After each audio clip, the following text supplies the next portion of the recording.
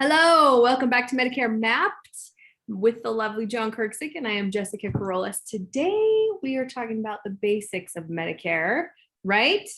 Because there generally is some basic things that if you get a handful if you get a handle on, you're going to be better off. And that's what we're talking about today. So take it away, sir. Well, good morning again, everyone. Good to see you all. Thanks for joining us. Rant of the day, Jess. Scuttlebutt is Social Security is going to have an increase next year. Ooh. Not its 1.3% increase, which was about $20. It's going to be like 6.3, 6.5, somewhere around there is what they're kind of talking about. We won't know for a few more weeks, but Social Security is going to be giving an increase potentially next year. And why, my good sir, would that lead you to a rant? Well, supposedly it's always supposed to be with cost of living, right? And even though this year we did see certain commodities definitely increase, like gasoline increased this year substantially, according to Forbes, somewhere around 40%, right? Yeah. So, but the rant is seniors have been tired of getting $20 a month increases for a while. That is not covering costs. So congratulations. Maybe since 1983, you haven't seen an increase this large. They do say things are changing, or we're seeing a lot more increase in everything this year. But seniors will tell you on a fixed income, this has been a battle for at least a decade. So my question to you is, with the cost of income cost of living increasing so dramatically, this 6% seems like it will be eaten up rather quickly. It will, and we'll get deeper into this topic. It can also cause a lot of people that are on the low end of things getting just enough income that it takes them out of a lot of assistance. Oh, shoot. So anyway, just a rant. It's nice to see an increase. Usually gets gobbled up, like you said, and it usually is not near enough for what the world's really dishing at us now. So, but congratulations. You're probably going to see an increase this year. Now, here we go. You ready? Ready. I'm ready. I can't wait. Okay. Medical insurance is a lot like a medical gown. Like, you're probably not as covered as you think you are. Oh, see, I went to ball gown because I have a daughter and she's all about princesses, right? And so I'm like, okay. Where are we going with that one? Medical insurance is a lot like a medical gown. Got you. Like probably the one not as covered as you think you are, right? Little breezy in the back. Yeah. I've always said I'm going to be that old man walking around with the backside of me just showing to everybody. And farting anyway. Yeah. So with that, we're going to start with some craziness, and that is, I'm going to throw out, I love my acronyms now, right? So we're going to have A and B and C and D and F and G and K and L. Do I need to continue, or is that enough letters for you? Full alphabet, or just as far as L today? I think it's just the highlights. There's more. We could continue. There's an M and an N, and I. Okay, no. We'll end it there for today. The reason I bring up all those is, and I don't know how true this is, but I heard once that there was a person involved in helping design medical, or the whole medical plan we currently have, right, which is the ACA. And that individual says, we've got politicians trying to build and run a medical product. I think that's exactly what happened when it came to how they named it. Let's name it A and B. Oh, but then we'll give it a C. Oh, but then you need D. Oh, and you could buy an F or a G. So by the time they get into all that, they're seriously confused. Why do we not just call Part A the hospital part? Right. That's your hospital. Well, that is because people who sell Medicare or benefits of any kind, we didn't actually write these things, or it would be called a hospital policy. So that side of your, because you have to get them differently. A comes different than B. They're not packaged together. A lot of seniors actually can get their A, the hospital side, at age 65 for free, and they should, even if they're employed. Where B comes with a cost, and we've discussed that. And B is doctors. It's really what we get down to. Doctors, surgeries, emergency rooms, those kind of things. And B comes with a cost. So that you have to start to decide when you're going to do that, right? But A really is about hospitals. B is about doctors. And C? Oh dear. I didn't say anything that hard. I just said C, the letter C. Can we just skip C for a minute and go to D? If you'd like. You're I just work here. D is the easiest. It should have just been called prescriptions or drugs. Yep. So D should have just been drugs. It's the closest. I don't know how A got to hospital. We should have had H for hospital, or D for doctors, but anyway, again, so D is your prescription side of things. Okay. A lot of people don't understand that prescriptions are not part of Medicare. Got to go get them on your own. Yeah. Which is crazy. All you're getting is hospital stays, and you can buy and get physicians, right? That's what you're getting. So you're getting a very basic insurance if you're just having Part A. And it's not really the greatest either. Yeah.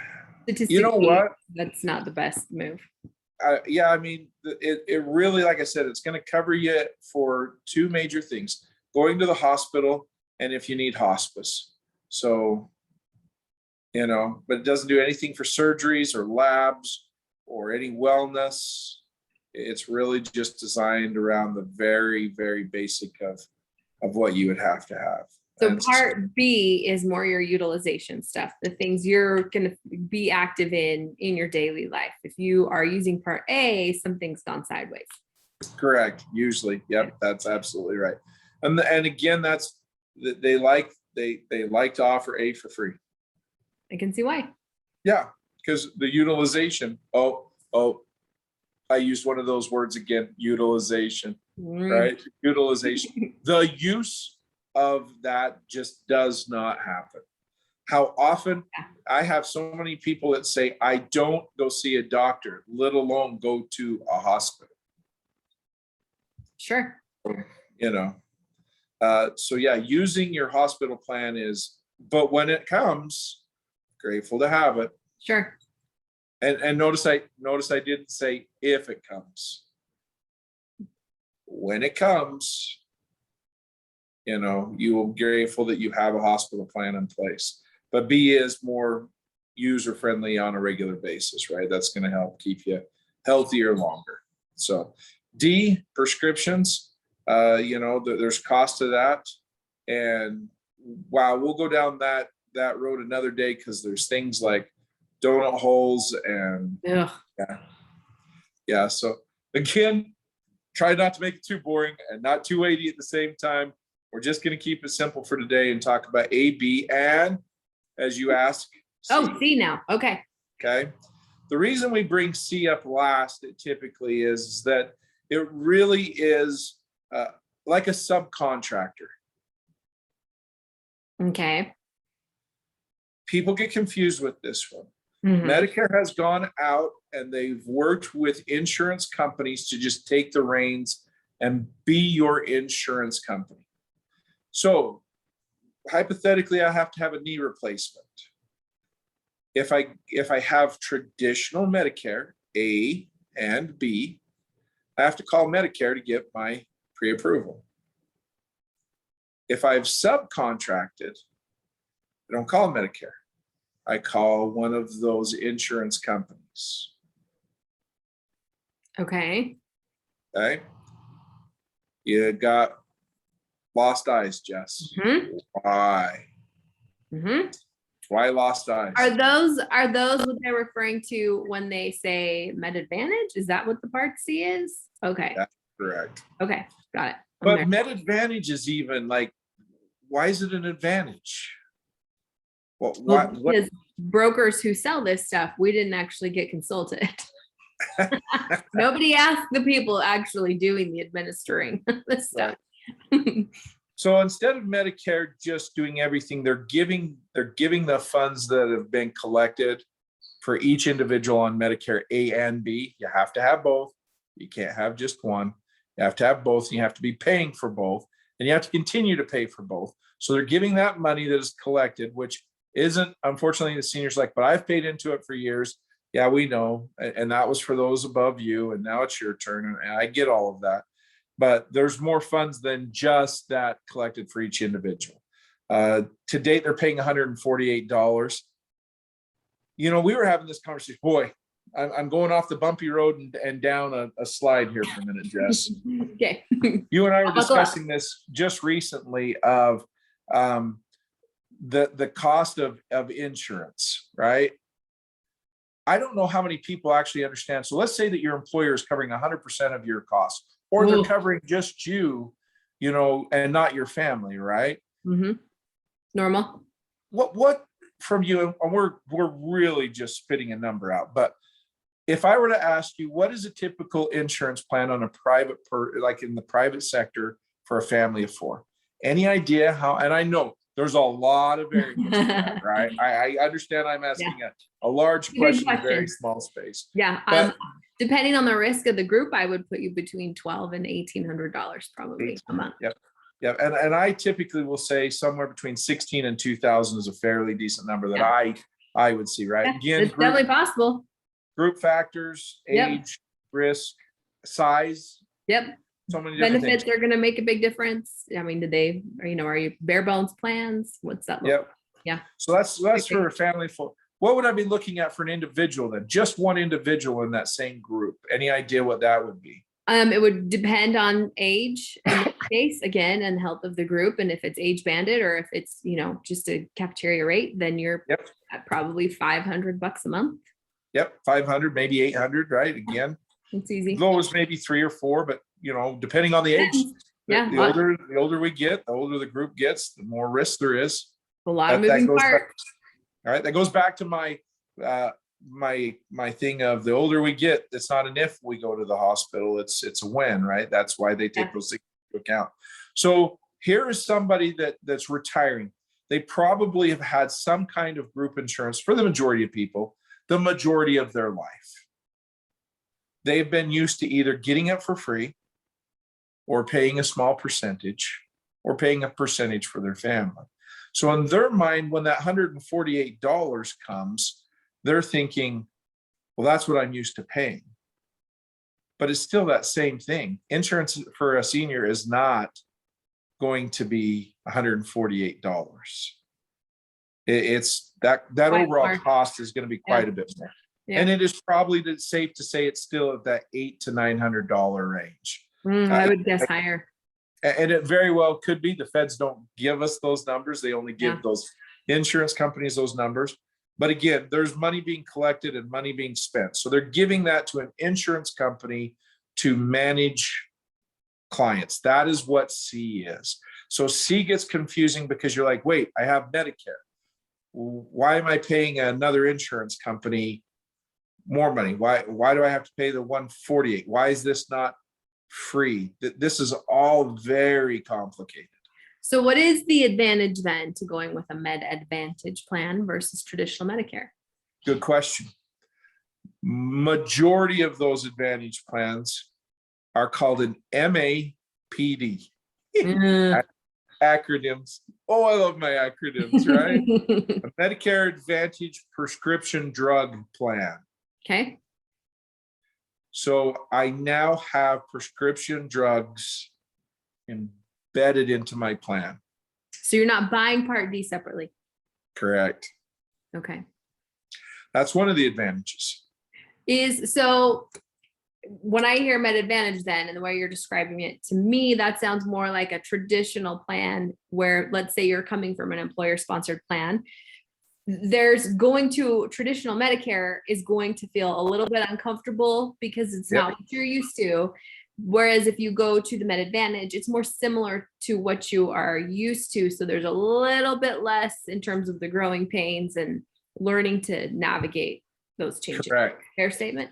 Very fair statement. Okay. Very, very fair statement. Got it. And the advantage plans are gaining ground because of that. And right, you know, my mama used to say to me, nothing in life's free. You either pay now or you pay later, but you're gonna pay. You're gonna right? pay. Yeah, for sure. And so there is some payment to the advantage plan later versus, you know, and we talked about those other things, and we won't get deep into it. There's what they call gap plans or supplement plans. They use both those words a lot. Mhm. That's where those F, G, N, K, L, M, those all those letters come into effect. And I'm In a sure we'll whole cover different those region. another day. Yeah. Another day, yeah, we'll go down that road. I just think it's very interesting that we decided to use the alphabet to describe all that we have to deal with insurance, right? Yes. So yeah, it's complicated. But remember, your A and B have to be there. If you choose to do a C, it's like a subcontractor. You're now having somebody else besides Medicare take care of your insurance for you. Gotcha. And we'll discuss some of those advantages, by the way. I said that to have your prescription drugs was one of the advantages, but that is just one of the advantages. There's others. So be aware, in another day, we'll have an advantage conversation, and we'll talk a little bit more about those things. But the biggest thing to remember today is A is hospital. B is really your utilization. Oh, I used it again. Sorry. Mhm. It's your doctors and your surgeries and your labs, right? Your ambulances, things like that you use. And then C and D is your prescriptions, and C is a collaboration of all three, A, B, and D And together. D. Okay. Okay. Well, that I have to tell you, as one who goes in the Medicare world, that is so helpful to kind of get your arms around what everything means and get a better handle on what is important to you and how you want your plan to function. What do you want it to look like? What do you want it to feel like? Because those plans, as much as people laugh when I may say this, or they may laugh when I say this, excuse me, you are used to having things function a certain way, and we're not generally creatures of change. And so being uncomfortable can be a challenge. So understanding where you're comfortable and why you might be more comfortable there is, I think should be a big part of the decision making. For sure. I agree. And with that, remember, it's all good. It is good. Okay. Find us at Facebook, Medicare Mapped, and we'll see you next time. Have a great Bye. day.